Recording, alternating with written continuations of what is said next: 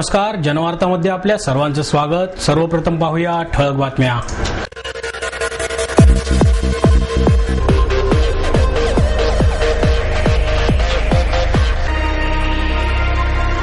सराईत गुन्हेगार अंकुश लक्ष्मण लष्करे यास गुन्हे शाखा युनिट 3 कडून अटक।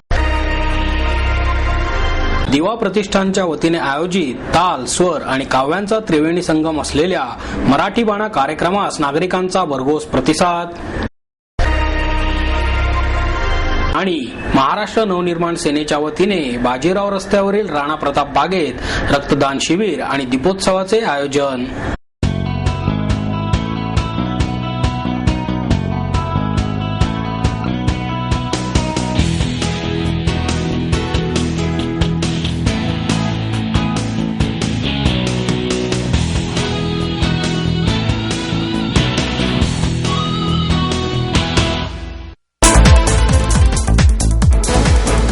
गेल्या 3 ते 4 वर्षांच्या कालावधीत पुणे शहरातील सहकारनगर, धनकवडी, पिंपरी, सांगवी आणि निगडी परिसरात धुमाकूळ घालून घरफोडी चोरीचे गुन्हे करणारा सराईत गुन्हेगार अंकुश लक्ष्मण लष्करे हा निगडी ओटा स्कीम येथील रहिवासी असून गेले 5 वर्षांपासून अहमदनगर येथे राहण्यास आहे। तो अहमदनगर येथून रात्रीच्या वेळी येऊन पुणे परिसरात घरफोड्या करून पुन्हा अहमदनगर येथे जाऊन चोरीचा माल विकत असल्याची खात्रीशीर माहिती मिळाल्याने गुन्हे शाखेच्या पोलिसांनी त्याच्यावर पाळत ठेवून त्यास सीताफीने अहमदनगर येथे सापळा रचून अटक केली।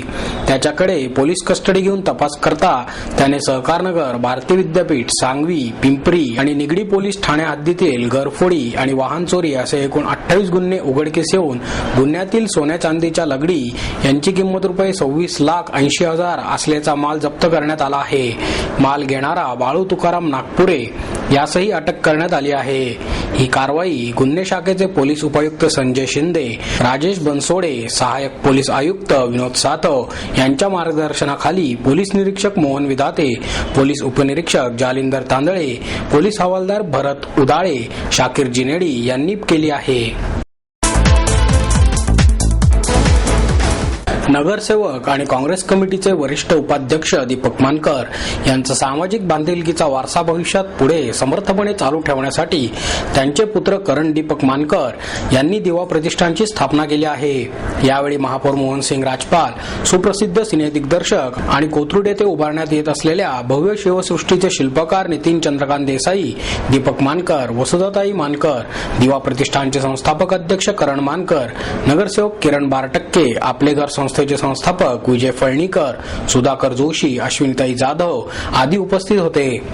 नितीन देसाई म्हणाले, शिवाजी महाराज हे केवळ महाराष्ट्रातीलच नव्हे तर जगातील मराठी माणसांचे प्रेरणा आणि श्रद्धास्थान आहे। त्यांचे स्मारक शिवसृष्टीच्या रूपाने कोथरूड येथे साकारण्यास प्रयत्नशील असलेल्या मानकर यांचे त्यांनी कौतुक केले। दीपक मानकर म्हणाले, मनोरंजनाबरोबरच समाज प्रबोधनाची देखील आज गरज आहे। पाश्चात्य संस्कृतीच्या विळख्यात अडकलेल्या आणि पिझ्झा आणि बर्गर खाऊन जर्जर झालेल्या युवा पिढीमध्ये मराठी संस्कृतीचे महत्त्व बिंबवण्यासाठी मराठी बाणासारखे कार्यक्रम झाले पाहिजेत। मराठी बाणातील समग्र मराठी संस्कृतीचे काव्य संगीतमय दर्शन पाहून उपस्थित प्रेक्षकांनी प्रत्येक संगीत आणि नृत्याविष्काराला टाळ्यांच्या कडकडाटाने दाद दिली। वर्षभरात असे 2 कार्यक्रम आपल्याला दिले जातील आणि हे कार्यक्रम देत असताना मला अशोक खंड्यांच्या मनापासून या ठिकाणी आभार मानले पाहिजे। मला बालगंधर्वाची आठवण या निमित्तानं झाली की बालगंधर्वांची मुलगी त्यावेळी गेली आणि मानापमान नाटकाचा प्रयोग त्यावेळी होता, परंतु त्यांनी रसिक प्रेक्षकांवरती प्रेम केलं होतं आणि तो त्या कार्यक्रमामध्ये उपस्थित होऊन त्यांनी तो कार्यक्रम पार पाडला। 4 दिवसापूर्वीच अशोक खंड्यांचे बंधू एक्सपायर झालेले आहेत, तरी देखील ते या कार्यक्रमाला आले की मला रसिक प्रेक्षक माझ्या जवळचे आहेत आणि त्यांच्यावरती मला प्रेम करायचे आणि माझी कला त्यांच्या समोर आणायची। राजकीय जीवनामध्ये प्रवास करत असताना एखाद्याचं आयुष्य उद्ध्वस्त करण्याची संकल्पना काही राजकीय नेत्यांच्या मनामध्ये असते, परंतु परमेश्वराच्या कृपेने आणि तुमच्या सगळ्यांच्या आशीर्वादानं त्याला उत्तर मागच्या आठवड्यामध्येच न्यायदेवतेने दिलेलं आहे। म्हणून समाजामध्ये काम करत असणाऱ्या कार्यकर्त्या जीवनामध्ये त्याच्यावरती जर कुठे जर अन्याय होत असेल तर त्याच्या पाठीशी संपूर्ण जनता उभी राहिली पाहिजे, नाहीतर समाजाचं कार्य करण्याकरता भविष्यामध्ये कुठलाही कार्यकर्ता पुढे येणार नाही ही काळजी देखील या निमित्तानं आपण घेतली पाहिजे। महाराष्ट्र नवनिर्माण सेनेचे प्रकाश ढमढेरे आणि रुपाली पाटील यांनी या कार्यक्रमाचे आयोजन केले।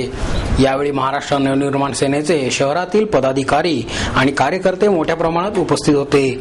शहरात रक्ताचा मोठ्या प्रमाणात तुटवडा निर्माण झाला आहे. हेच लक्षात घेऊन दिवाळीच्या दीपोत्सवाबरोबरच रक्तदान शिबिर प्रकाश ढमढेरे यांनी आयोजित केले. या शिबिराला युवा वर्गाने मोठा प्रतिसाद दिला. या शिबिरातून 75 बाटल्या रक्त गोळा करण्यात आले आहे. रक्त अक्षय ब्लड बँकेला देण्यात आले. या शिबिराबरोबरच मनसेने 10,000 पणत्या लावून या बागेचा परिसर उजळून टाकला. बागेमध्ये फिरायला आलेल्या नागरिकांनीही या दीपोत्सवात उत्साहाने सहभाग घेतला. विशेष म्हणजे दीपोत्सवासाठी आणलेल्या पणत्या या पुणे अंधशाळेतील विद्यार्थ्यांनी बनवलेल्या होत्या. या पणत्या आणून मनसेने सामाजिक बांधिलकी जपल्याचे प्रकाश ढमढेरे यांनी सांगितले.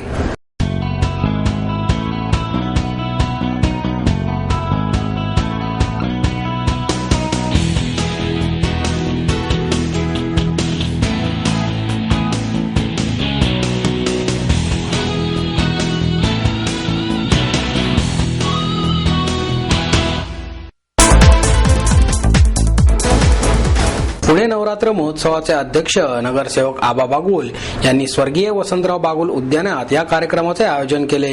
यात सुमारे 800 अंधांनी उत्साहाने सहभाग घेतला. दिसत नसतानाही प्रकाशाचा सण असलेल्या दिवाळीचा आनंद लुटता येतो हे त्यांच्या खुललेल्या चेहऱ्यांवरून दिसून आले. यावेळी आमदार उल्हास पवार उपस्थित होते.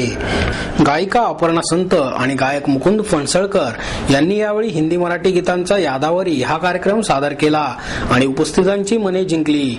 त्याला अंधांनी साथ देत अंधांनी केलेले विविध गाण्यांची फरमाईश या दोघांनी पूर्ण केली. या सर्वांना भाऊबीजेची भेट म्हणून फराळाचे वाटपही यावेळी करण्यात आले.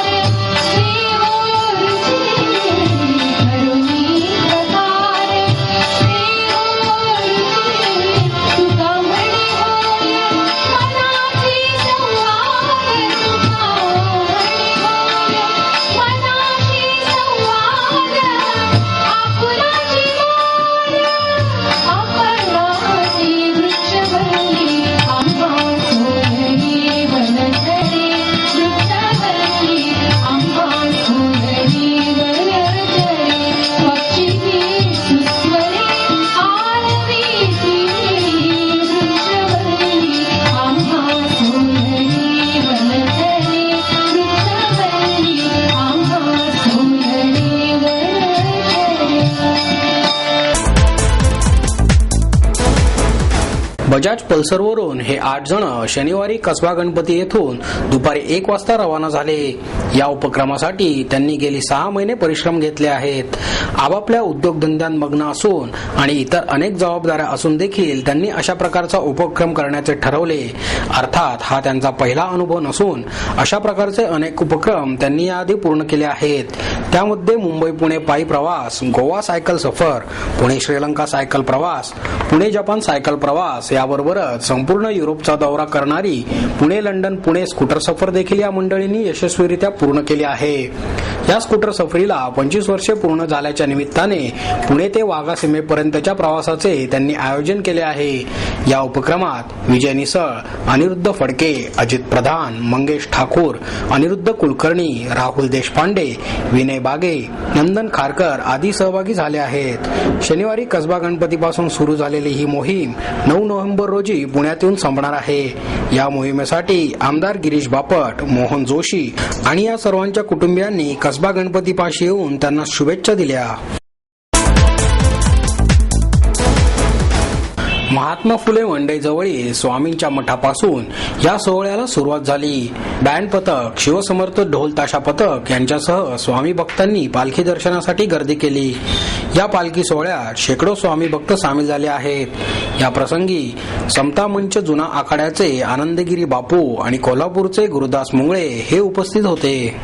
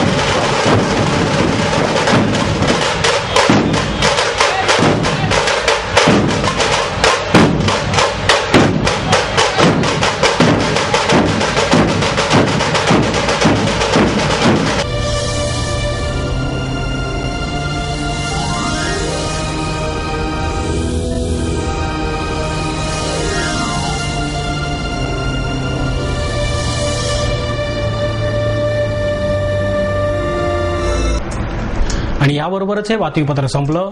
पुन्हा भेटूया उद्या याच वेळी. नमस्कार.